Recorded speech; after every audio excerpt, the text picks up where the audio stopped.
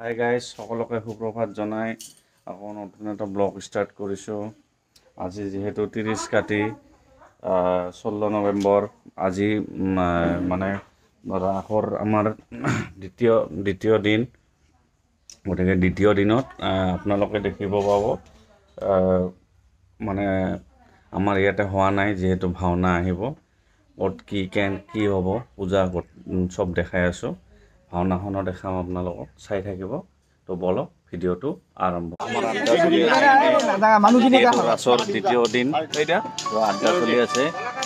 অলপ পিছত টেঙাৰ মেল হ'ব। মিনাল ভাইটি, টেঙাৰ মেল হ'ব। নাই মানে টেঙা আনিব দিছে আৰু হ'ব। টেঙা দেখাই আছোঁ আপোনালোকক, চাই থাকিব। আৰু ভাওনাটো সন্ধিয়া দেখামেই, এইটো কৈ আছো। এনেকে টেঙাৰ আড্ডা চলি আছে। ৰাসৰ কাৰ্যপ্ৰণালীটো, অনুষ্ঠানৰ কাৰ্যপ্ৰণালীটো সলনি কৰবাৰ সময় হৈছে। টেঙাৰ আড্ডা ভাইটি বনাই আছে, টেঙাটো দেখাই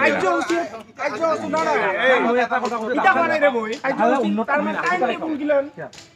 বস্তুবিলাক অলপ বেলেগ বেলেগ কৰি লৈ যাওঁ। বহি আছে বঢ়িয়া।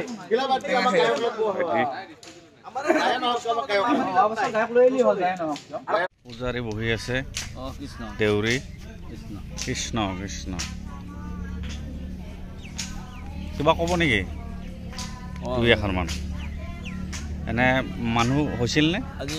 নাই, যোৱাকালি মানুহ হৈছিল। আজিও আমাৰ দিনৰ এতিয়া মানুহবিলাক নহয় আৰু আজিকালি আমাৰ গাঁওবিলাকত সন্ধিয়া মানুহ হয়। 4টা বজাৰ পৰা মানুহ হ'ব আৰু এতিয়া মানে আমাৰ পূজা বদল আমাৰ পৰম চলি আছে। আৰু এতিয়া আমাৰ যিখিনি আয়োজন মানে যেনেকৈ মানুহখিনি অভ্যৰ্থনা কৰিব লাগিব সেইবিলাকৰ আলোচনা চলি আছে। আৰু 3 বজাৰ পৰা 4 বজাৰ পৰা মানুহ আহিব আৰু কিবা ভাওনা। আৰু আজি আমাৰ 9 বজাৰ পৰা আমাৰ ভাওনা আহিব। যিটো বস্তু আমাৰ গাঁৱৰ মাজত প্ৰচাৰ হোৱা নাছিল, আজি সেই বস্তুটো আহিব।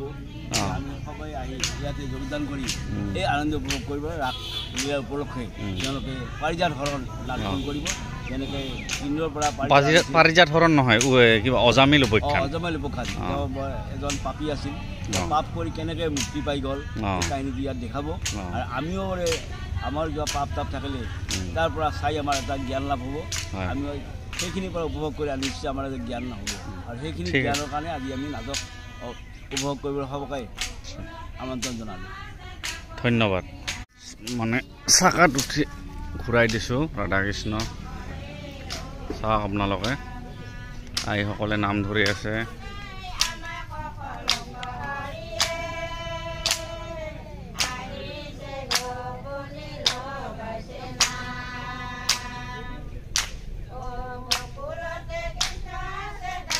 আমাৰ পাতিৰ মানে বাঁহৰ বস্তুৰ দোকান। আপোনালোকে ক'ৰ পৰা আছে বাইদেউ? আমি চিমলিতলা গড়বৰিৰ পৰা আহিছোঁ। মানে পাতি আছে, বেগ আছে, চেণ্ডেল আছে।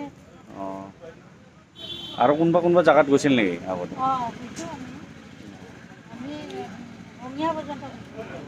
এতিয়া আহিছে না অলপ আগতে? কালি অহা নাই মানে?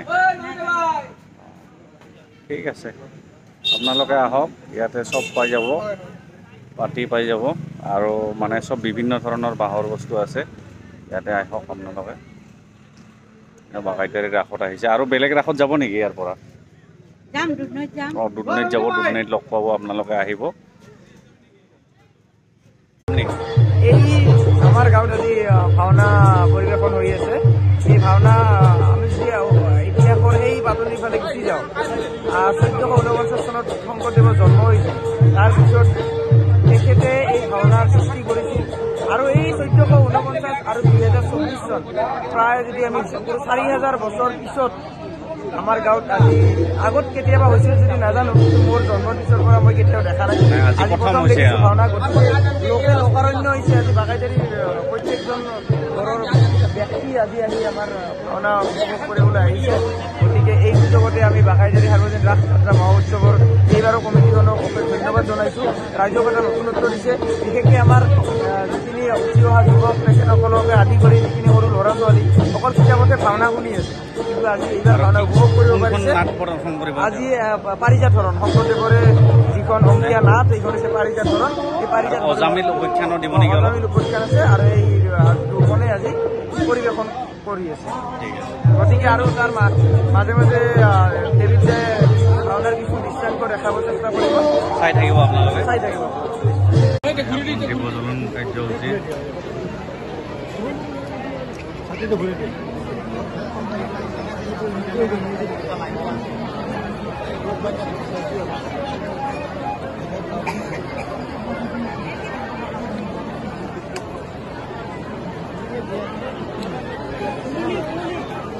এবাৰ আমাৰ আইসকলে উৰুলি দিব লাগে।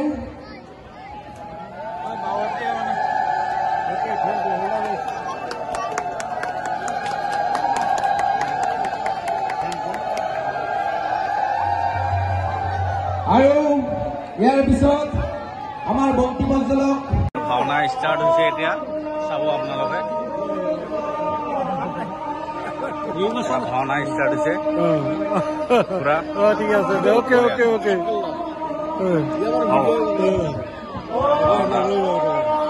চাব আপোনালোকে, চাই থাকিব। ইমান মানুহ সমাগম ঘটিছে, চাব আপোনালোকে।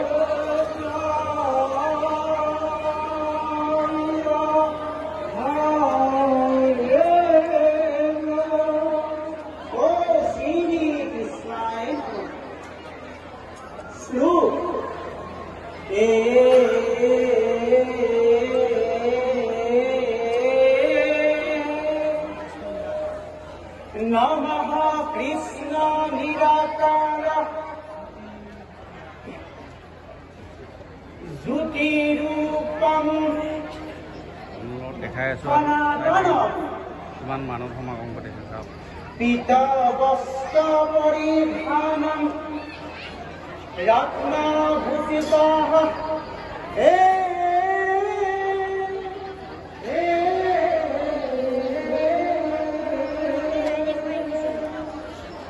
সুরেন্দ্রগর্ভ গঞ্জনম গজেন্দ্রম ভাবন্দনম বসুদেবং সুতং কৃষ্ণ। ভাওনা চলি আছে, চাওক আপোনালোকে।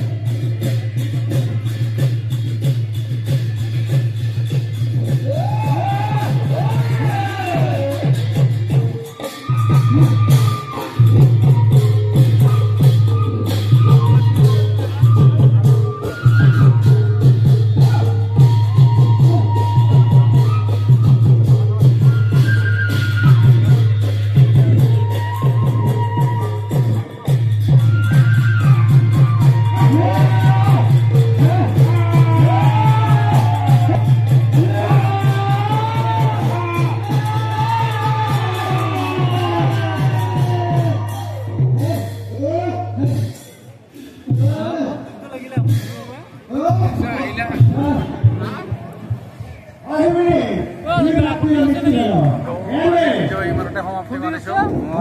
ভিডিঅ'বিলাক লাইক কৰিব, শ্বেয়াৰ কৰিব, কমেণ্ট কৰিব, ছাবস্ক্ৰাইব কৰিব। গতিকে শুভৰাত্ৰি, বাই বাই।